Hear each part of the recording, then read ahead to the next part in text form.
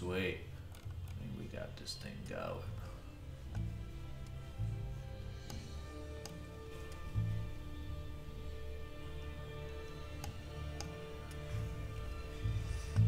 Yo, Timmy, what's up, Eric? What's going on? All right. So you can see here what's been happening is like the previous day's lows have been actually, when they hold, you know, you end up getting, you know, pretty big flushes. So you got to kind of use these as boxes, right? Like think of the market as just trading around in boxes and ranges. And so when you start to like kind of collapse one below the other, then what's going to start happening is, right, you're going to have to start to build back over the different ones that are going to act as like really kind of significant levels, not only technically but psychologically, because we've right now had like, right, 5 days in a row where like you break the previous day's low and then you get smoked out, right? And so now like we're gapping down below Friday's previous low, but we're in a rubber band setup. And so that kind of takes some of the fun out of it. If we had opened up strong, that would have been awesome, because if we had opened up strong, all the suckers would have been trying to ORB the market and we could have faded the shit out of it and we would have had some downside. See, when you're in a rubber band short and you gap down, that's like can be an exhaustion gap. But if you gap up and you're in a rubber band short, then you can actually refade the thing, and as the Bollinger Band will like loosen back up and stretch back out. Now we're kind of left in no man's land right now, because that gap is going to take some of that's going to stretch it out a little bit. So, you know, the value today is going to be mostly on the long side, but the long side is not going to be easy. It's going to take you, you know, the long side, look, if the market goes red to green here, it's not going to most likely just kind of cruise up and trend up and just let you kind of start adding stocks and just fucking shred around, right? Like a man of honor. What's going to probably happen, and what usually happens, is you get like a couple fits and starts, right? Where it's like you pop up and you think everything's good, then you roll back over and you retest and you think the world's ending, and then out of nowhere you pop back up. And you know, we've seen that kind of action at the open the last few days, where it's like you can't really get a good direction. You see the spike and then the fade, and you're like, oh shit, fade, and then you see the spike again, you're like, oh, green, and then you refade. And we've been having this a lot, you know, even every single day. And so the value today with the stretch of the rubber bands, definitely on the long side. It's more a matter of, can we, right, stay out of trouble and then kind of let that trend set and let the charts and the market kind of dictate what we want to do. If we get it, we get it, right? We'll keep TVIX on watch. This has been our shredder for, you know, the last couple of weeks. You know, as long as this thing can kind of hang out above like breakout spots and stuff from previous day, then it still has to be respected. But if you start to see this thing collapse, that'll tell you, right? Once the volatility lessens up, then the shred is on, if we need it. Now, it doesn't really matter if the shred's on or not, right? Because it's easier making money on the short side lately. But keep an eye on it, because we don't know. If that thing starts to collapse, that's going to be kind of our telltale signal. Other than that, you know, I got just a couple handful of ETFs on the watch list here. You know, TNA, keep SQ on the watch list, NVIDIA, Labu. You know, I added this Tesla on the watch list because, you know, this thing is, I think the 200 SMA is like right at 312. You know, if the market does start to bounce, then we've got some potential upside on this thing. On the gapper side, you know, this DVMT had some news out. It's breaking under its 200 SMA. This one should have a little bit, you know, could have a little bit of downside. It is opening down 20%, so you never want to short this thing into the hole. You know, so I'll let this thing pop up, do a quick pullback buy, right? So if it gaps down like that, I mean, if it ORBs, of course we take it, but, you know, ideally with the SSR on it, you need to get like kind of a pop back into that 9 EMA, let it roll over. Then you're really going to be, really, really on the shred zone on something like that. This MICT is kind of creep-a-leaking a little bit, but if it fades off at the 200 SMA, then it might be one of those kind of, you know, it might be one of them that kind of really sits around a little bit and could fade off. But if it could stay over that, then you have a lot more upside. The one issue with this is not a very clean gap, right? And it's a notorious pop and fade, or you know, kind of one day pop and fader. So you have to be mindful of kind of the levels on the daily chart to make sure it holds. You know, like if you're trying to long this thing at 110, you may just stop, you know, you may swoop in and just hit this. But if you have room or below or above, then you might be able to catch a little shredzilla on this thing. Dun, dun, dun, dun. And then this PS, it doesn't have any volume yet. You know, I saw this thing on the gap scanner, but it's only had one candle's worth of volume, so we don't know. But this is a flat bottom breakdown. It could be, you know, it could work. It's more a matter of, is this one going to have any liquidity in it? Because it's a short day, guys, we'll have to really be mindful that you're going to have to make your money in the first couple hours. That's the nature. But we got to stay out of trouble in the first like 15, 20 minutes. Don't take too much of a guess. If you're trying to long it because you see the signal that the market is long, then what you got to be doing is, right, kind of scale into it a little bit. But don't scale in too high, because if you scale in too close to the resistance, they start to roll back over. I made that mistake in Labu the other day. It was like I had a nice entry on it, and then like it started to go higher, and I started doubling up on this thing, and the fucking rug got pulled. And I was like, I screwed up my average. I doubled up too high, and it really didn't start trending. It just had kind of a one candle, right, like just peeping. It's just peeping out of resistance, and then it just rolled over. Ended up losing $1,000 on this thing.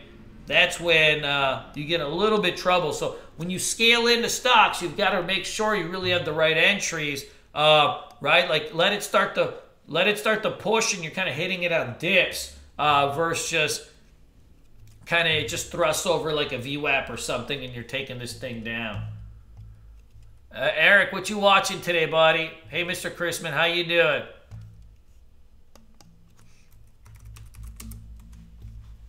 Cool. Hey, Hunter, what's up, baby? What you watching?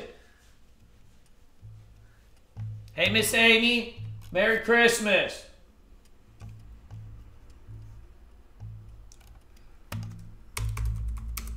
Yeah, you've seen a little action in some of these natural gases. The range on natural gas has been, I mean, it's been really incredible the last, you know, really month, right? You can see on UGAS like 77 to 90. Oftentimes in UGAS too, like when it dips down at the open, like it does start to kind of make its way back. So you'll have to be mindful of that. Like I've seen this thing reverse on gaps quite a bit. So, you know, you could be, you know, you got to keep both UGAS and DGAS on your watch list, see which one is showing the goodies. But both of them do have the range. The only issue is you can't really trade like 500 shares of this thing because of the spread. You got to go in a lot smaller. Make sure you're going like 100, 200 shares, and you'll be good to go. Hey, Kisha, how you doing? What's up, baby? What's up, baby? Otherwise, guys, look, the market's getting demolished, but we're down 1, 2, 3, 4, 5, 6, 7 days in a row. You know, if we get the look, we will try to bounce, but by no means does it mean we bounce today.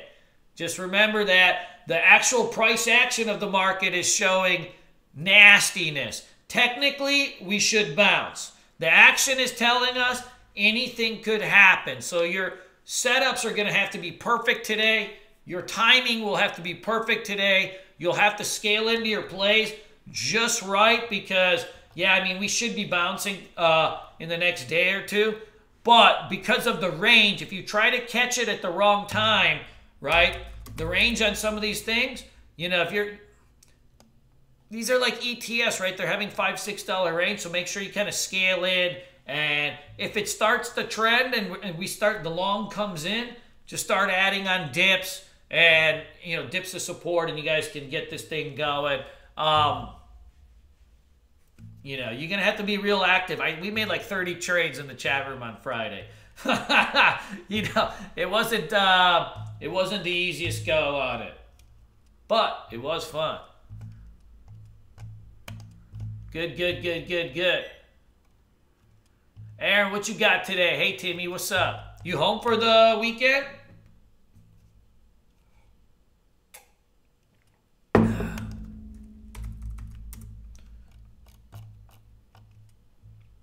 Yeah, we're still holding below Friday's low here, so that's going to be kind of that's the spot I'm watching, at the open, right? If we start to bust over it and build, right, you got to build, then, we start looking at potential long life. But if you're just hanging out below, then, we've got to let this thing set up and do what it's got to do. Good, good, good. Mr. Peter, what's up, baby? How you doing? A couple people asked about this PRGO. Yes, this thing was hot on Friday. I'm not sure why. We had it on the gapper list. We didn't play it. We must have just been caught up with stuff. You can see this thing just got dusted right at the open. You could go day 2 on this thing, frankly. Yeah, you can see a nice dust on the open. And then pretty much every tap into that VWAP got faded off. Tap into VWAP, faded off, tap into VWAP, faded off, and ended up closing, near lows. So that, that's a good trender. They're actually hard to find. Really, we should have been trading this thing. We had it on our list. Now, you are opening up green on this thing, so if this thing starts to roll over, you should be good to go. TLRY has a nice range on it, but for me, this thing is a short. It's still a short, right? It's like, anytime it runs into resistance, just kind of fades off.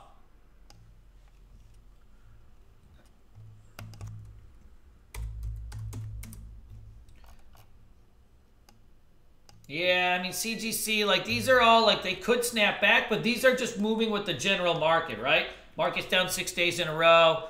This is down 6 days in a row. And, in the end, it's like, come on, these are pot stocks. Nobody smokes pot anymore. The cool kids do cocaine, right? Only the bums smoke pot, right? If you really get a party right. Go out, have some fun. Get yourself some hookers, get yourself some cocaine, and really live like a man of honor. Don't be sitting there like a beatnik with your dreads, right? Smelling like farts, smoking pot, eating pizza all day. That's unbecoming of a man, right? Get yourself a nice suit, get yourself some blow, get yourself some hot chicks, and go out on the town and live a little, right? Make that a public talk. God, smoking pot. Hey, let me just advertise to the world that I get no chicks and I smell funny. And let's have $1 billion company out of that. Get out of here.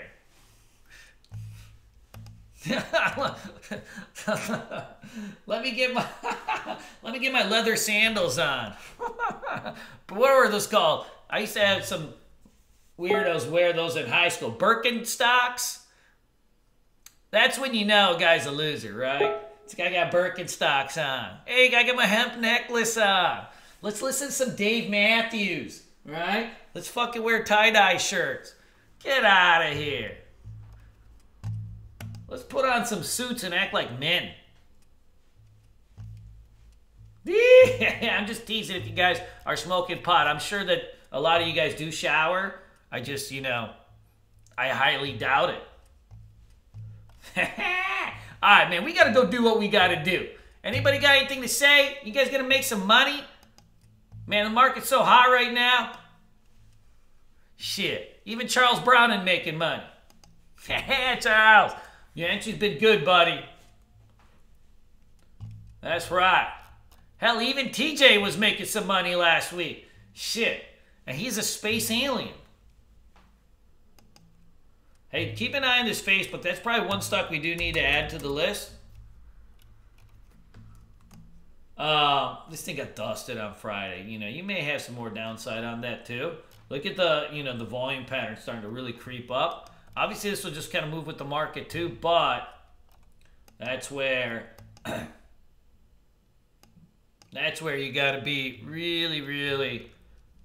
Look at the range on this thing. For $1 billion float, you never see billion share float stocks move like 8-point range. So I keep it on the list for now. Everything's going to move with the market though. So just be mindful of kind of what's going down.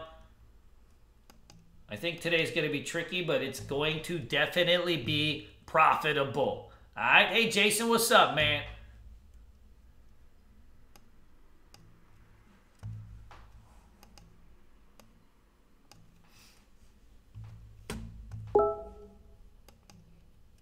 Good. Everybody ready to roll? Let's go do this. Let's have some fun. Guys, there's money to be made in this market. Let's go do what we've got to do. All right?